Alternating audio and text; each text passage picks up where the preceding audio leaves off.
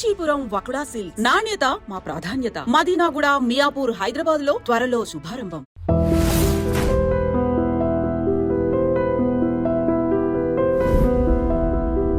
కానీ మీరు అప్పుడు మీ గురువు గారు చెప్పినట్టుగా మీరు సన్యాసాశ్రమం తీసుకున్న తర్వాత ఆల్మోస్ట్ 20s మీరు తీసుకున్నారు. ఎస్. మీ ఫ్రెండ్స్ అంటే అప్పుడు మీరు చదువుకున్న కాలేజ్ ఫ్రెండ్స్ కానీ వాళ్ళు కానీ తర్వాత ఉద్యోగాలు బిజినెస్ ఏదో చేసి పెళ్లి చేసుకుని తర్వాత వాళ్ళకి పిల్లలు వాళ్ళకంటే ఒక ఫ్యామిలీ ఉన్నప్పుడు లేదా వాళ్ళు మిమ్మల్ని ఎప్పుడో కలిసినప్పుడు మీకు ఎప్పుడు అనిపించలేదా స్వామి నేను పెళ్లి చేసుకుని లేదంటే ఒక ఫ్యామిలీ అలాంటి అవసరం మాకు మొట్టమొదటి జనరల్గా ఎలా ఉంటుందంటే ఈ స్థితిలోకి రావాలి అని అనుకున్నప్పుడు రావడానికి ముందర వాళ్ళు అడుగుతారు, do you like to get married అని అడుగుతారు. If interested they opt for it also. మమ్మల్ని కూడా అడిగారు అలాగా. కానీ but what we thought is because మాకు అప్పట్లో గురువుగారి కార్యక్రమాల్లో మేము 100% మునిగి ఉన్నాం. వారు చేసే కార్యక్రమాల్లో చదువు కోసం పంపించినప్పుడు చదువులో కూడా మేము అలాగే ఉన్నాం. అందులో ఉండేటప్పుడు ఈ కార్యక్రమం ఒకటి కొత్తగా తీసుకోవాలి, ఎందుకంటే ఇది వారు ప్లాన్ చేసి పెట్టిన కార్యక్రమాలు కొన్ని ఉన్నాయి, అవన్నీ నడవాల్సిన అవసరం ఉంది. వారు మనని ఈ రకంగా తీర్చిదిద్దిన తర్వాత అంటే when he made an instrument, that instrument should work for the person who made it. So మమ్మల్ని ఇలా తయారు చేసిన తర్వాత వారి యొక్క ఆశయం కోసం మనం ఉండాలి, చెయ్యాలి అని ఒక నిర్ణయం ఏర్పడ్డ తర్వాత they asked us, would you like to get this? But I said, when we go for it, there are two problems. One, there may be increasing responsibilities after that, which will block our path. Second, అలా వెళితే అది మళ్ళీ ఇటు రావాలి అని అనుకోండి, it is again A pain to those people who come in that way. Right? Why unnecessarily creating, why make this and create pain to other people? Better not to అని అనిపించింది. ఇందాక మీరు ఒక మాట అన్నారు స్వామి, ఇప్పుడు ఎస్పెషల్లీ సరే అబ్బాయిలు పెట్టుకోవడం తీసి పక్కన పెడితే అమ్మాయి బొట్టు పెట్టుకోవడం అనేది ఎందుకు ఇంపార్టెన్స్ ఈ రోజుల్లో అంటే జీన్స్ ప్యాంట్ వేసుకున్నాను ఈ డ్రెస్ మీదకి బొట్టు బాగుండదు ఎక్కడో ఎందుకు మా ఇంట్లో సంగతి నేను చెప్తే పిల్లలు ఎందుకు పెట్టుకోవాలి అని అంటే ఎవరో చెప్పిన పెద్దవాళ్ళు అక్కడ ఒక స్థానం అది ఆ ప్లేస్కి మనం దానికి రెస్పెక్ట్ ఇచ్చి దానికి బొట్టు ఒకటి పెట్టారంటే they are not satisfied with my answer. Right. So మీరు మీ మాటగా ఒక్కసారి బొట్టు అసలు ఎందుకు పెట్టుకోవాలి, నో పెట్టుకోమని చెప్పి ఎందుకు పెట్టుకోవాలి అనేది చెప్పండి చాలు. There are certain reasons. ఇప్పుడు fortunate enough we are, whatever the practices that we have today given by our great sages, each one of them has a relevance physical, relevance spiritual, rendu unnai. Face is the index of the mind, right? దీన్ని అంగీకరిస్తారు కదా. నీ మనస్సులో ఏ భావాలు ఉన్నాయో అది నీ మొహం చెబుతుంది. ఒకవేళ మొహం చెప్పలేకపోతే నువ్వు చెప్పగలిగేటట్లుగా ఉండాలి.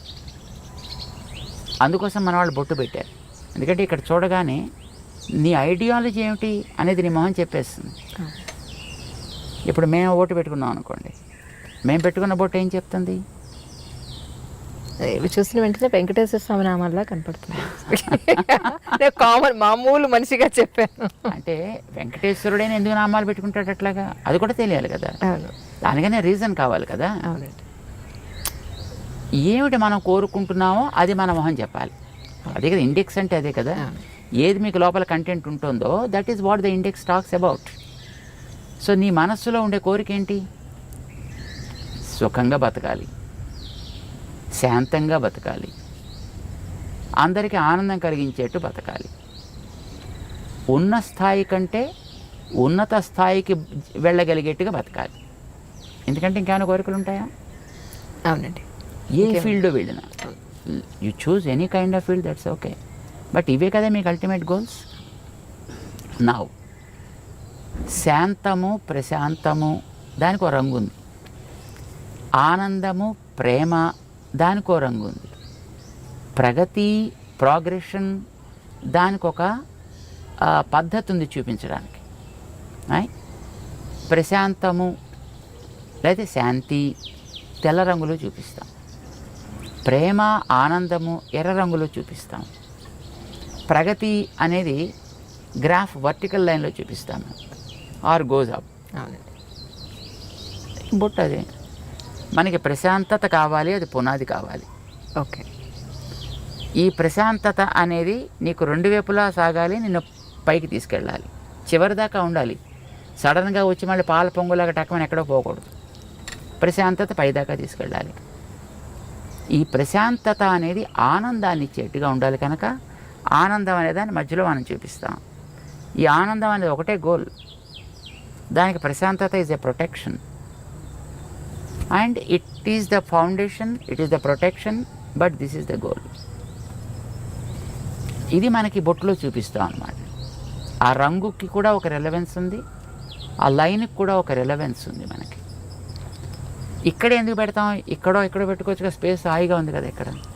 ఇక్కడ కూడా ఉందనుకోండి స్పేస్, బట్ ఇక్కడ ఎందుకు పెట్టాం ఇక్కడ ఎందుకు పెడతాం? మన భావన అనేది జ్ఞానానికి సంబంధించిన అంశం. జ్ఞానం అనేది తెలుసుకోవడానికి పనికొచ్చేది. తెలుసుకోవడానికి పనికొచ్చే ఇంద్రియం మన దేహంలో కన్ను భౌతిక రూపాలు చూస్తుంది, జ్ఞానం ఆంతర రూపాలను చూపిస్తుంది.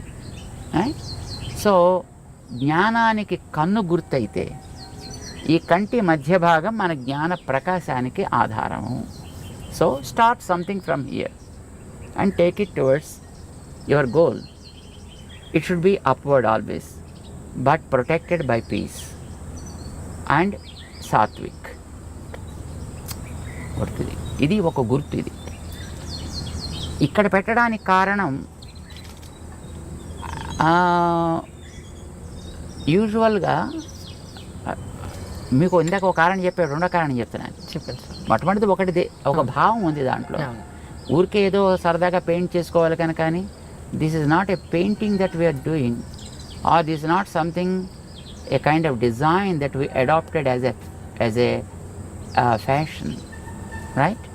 There is a meaning, there is a relevance for that. రెండవ కారణం ఏంటంటే ప్రతివాడు ఏం కోరుకుంటాడు చెప్పండి? అసలు ఎవరైనా కామన్గా ఆధ్యాత్మికం అని పక్కన పెట్టేయండి, ఎవరైనా ఏం కోరుకుంటారు? మగవాళ్ళు కానీ ఆడవాళ్ళు కానీ అందంగా ఉండాలి. కోరుకోరా? అందంగా ఉండాలి ఎవరైనా కోరుకుంటారు. అందుకే కదా మాటికి అద్దం చూస్తాడు, జుట్టు దువ్వుతాడు, ఇది నిలబెట్టాలా లేకపోతే ఇటు దువ్వాలా లేకపోతే మొహం మీద బొచ్చు కుక్కలా వేసుకోవాలా.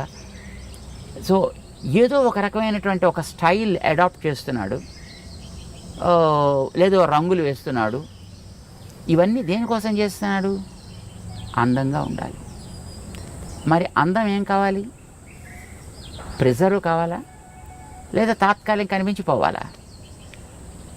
ప్రిజర్వ్ కావాలని ప్రతివాడు కోరుకుంటాడు, ఉండదు. కానీ వందలు వేలు లక్షలు ఖర్చు పెడతారు అది ప్రిజర్వ్ కావాలని.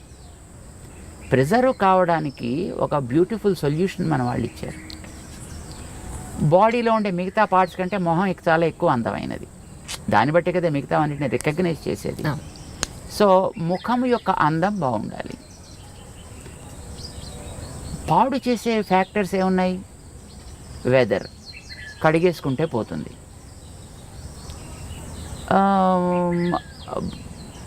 నీరసం, తింటే పోతుంది, లేదా తాగితే పోతుంది. కానీ ఒక వ్యక్తి యొక్క చూపు వల్ల కలిగేటటువంటి ప్రభావం వీటి వల్ల పోదు. ఓకే, మనిషి చూపు వల్ల కూడా కొన్ని ప్రభావాలు ఉంటాయి. చూపు ఈజ్ వెరీ వెరీ పవర్ఫుల్. చూడండి, ఇప్పుడు కొన్ని వందల మంది కూర్చున్నా ఒకసారి మనం అలా చూస్తే ఎవరిని చూస్తున్నాం అనేటటువంటిది స్ట్రైట్గా రికగ్నైజ్ చేయొచ్చు. And the person also will be able to understand as he is looking at me. Our visions beam is very very straight and strong and very powerful also. ఇప్పుడు మీరు ఒక ఫోటో పెట్టుకుని లేదా ఒక మనిషి ఎదురుకుండా కూర్చున్నప్పుడు మీ ప్రవర్తన ఒకే రకంగా ఉంటుందా? ఉండదు. తేడా ఏంటి? This is life, is a lively. So జ్ఞాన ప్రసారణ సాగుతోంది ఇక్కడి నుంచి. ఆ జ్ఞాన ప్రసారణ is very powerful. Sometimes that is positive, sometimes it's negative also, sometimes it may be passive too. కానీ మోస్ట్లీ నెగిటివిటీ ఎక్కువ ఉంటుందండి మనుషుల్లో. బికాజ్ కరప్టెడ్ స్పీషీస్ ఇందాక మీకు చెప్పాం కదా, మనిషే. మిగతా జీవరాశులన్నీ కూడా they are not corrupted, they are by themselves. వాటి మానాన బతుకుతున్నాయి. జెలసీ, ఈగోస్, యారోగెన్స్ ఇలాంటివన్నీ ఉండేది మనిషికే కదా, మిగతా ప్రాణులకు ఉండదు పెద్దగాను. సో వీడి చూపు కూడా వాటితోటే కరప్ట్ అయి ఉంటుందండి. ఈ కరప్టెడ్ విజన్ వల్ల కొన్ని ప్రమాదాలు కూడా జరిగే అవకాశాలు ఉన్నాయి. మేము చూడలేదు కానీ మేము విన్నాం.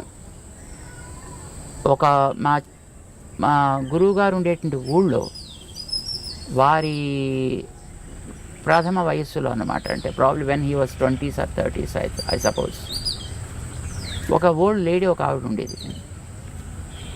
ఆవిడలా రోడ్డు మీద పెడుతూ ఏంట్లో అబ్బా జామ చెట్టు బాగా కాసిందే అందనుకోండి, మన్నాడు కాయలన్నీ ఎండిపోయేవి.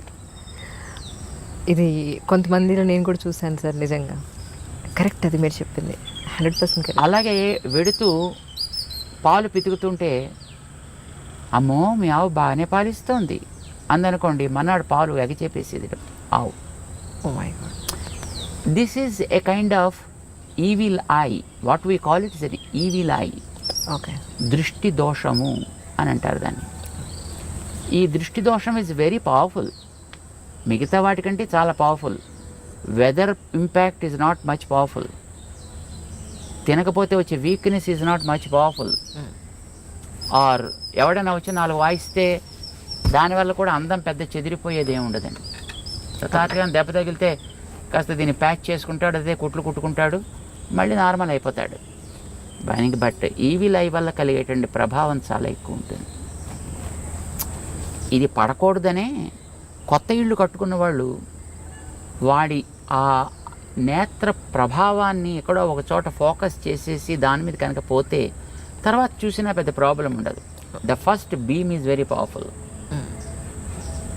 అందుకోసం దానికి ఏదో రకరకాల వేషాలు వేసినటువంటి గుమ్మిడికాయలు లేకపోతే ఓ రాక్షస మొహాలు ఇలాంటివి ఏదో కడుతుంటారు. దృష్టి బొమ్మల దృష్టి పెడతలేదో అంటారు దాన్ని.